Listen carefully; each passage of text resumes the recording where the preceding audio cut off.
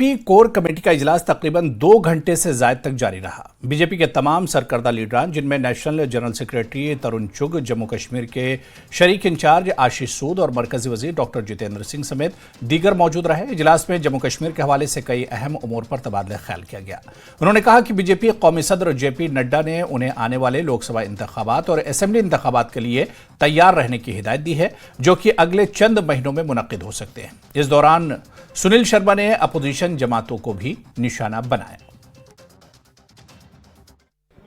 भाजपा के राष्ट्रीय अध्यक्ष जेपी नड्डा का आज जम्मू का दौरा था, लेकिन वो जम्मू नहीं आ पाए क्योंकि मौसम की खराबी की वजह से उनका जहाज है वो टेक ऑफ ही नहीं कर पाए जहां से उनको आना था। लेकिन यहाँ पे अगर हम कोर कमेटी की मीटिंग जिसमें उनको खुद यहाँ फिजिकली अटेंड करना था, लेकिन उन्होंने ये मीटिंग अटेंड की वर्चुअल मोड पे। और यहाँ पे जो टॉप कोर कमेटी के जो मेंबरान हैं बीजेपी के, वो सभी इसमें शामिल हुए। सुनील शर्मा जो कि कोर कमेटी के मेंबर भी हैं, जनरल सेक्रेटरी हैं भाजपा के जम्मू कश्मीर बीजेपी के, वो भी इसमें शामिल हुए। क्या क्या बात हुई है, किस तरह से पार्टी आगे बढ़ी और जो नड्डा साहब ने क्या क्या इनको इंस्ट्रक्शन, उस पर बात करेंगे। न्यूज़ 18 से बात करने के लिए शुक्रिया। कोर कमेटी की जो मीटिंग आज हुई वो वर्चुअली नड्डा साहब इसमें जुड़े थे। क्या क्या उन्होंने टिप्स दिए, क्या क्या डायरेक्शंस दिए और किस तरह का फीडबैक उन्होंने लिया? थैंक यू समीर साहब। बेसिकली आज एक फिक्स्ड टाइम था मीटिंग का, 1:30 बजे। आदरणीय जगत प्रकाश नड्डा जी ने ये मीटिंग लेनी थी और इसमें कोर ग्रुप पूरा बुलाया गया था। बदकिस्मती से जो ये मौसम खराब रहा और उनका विमान यहाँ पे लैंड नहीं कर पाया, इस कारण उन्होंने चंडीगढ़ से ही पूरी कोर कमेटी और इसके अतिरिक्त एक्सटेंडेड कोर ग्रुप माना जाए लगभग 24 प्रमुख कार्यकर्ताओं की ये बैठक रही, जो वर्चुअल रही। ये शुद्ध रूप से बिल्कुल ऑर्गेनाइजेशनल मीटिंग थी, संगठनात्मक मीटिंग थी। इसमें कोई प्रशासनिक विषय नहीं था, केवल और केवल संगठनात्मक विषय थे।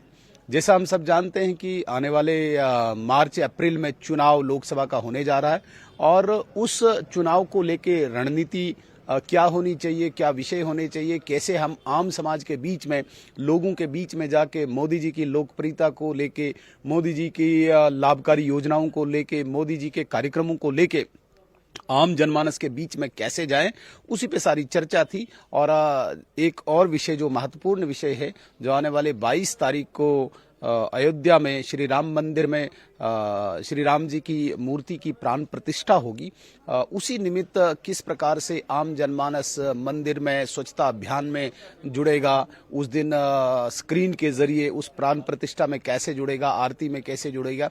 उसके अतिरिक्त हर लोकसभा क्षेत्र से, हर जगह से आम समाज को अयोध्या में दर्शन के लिए पहुंचाना, इन सारे विषयों पे बड़ी गंभीरता से चर्चा हुई।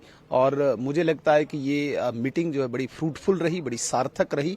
एक मार्गदर्शन भी मिला और जितने भी योजनाएं हैं, जितनी भी रणनीति है चुनाव को लेके या अन्य कार्यक्रम को लेके, इनमें बिल्कुल माइन्यूटली डिस्कस हुआ और पूरी प्लानिंग फर्दर लगभग 2.5 महीनों की बनी, जो लोकसभा चुनाव के साथ खत्म होगी। कैमरामैन आशु के साथ में समीर भट्ट, न्यूज़ 18 जम्मू।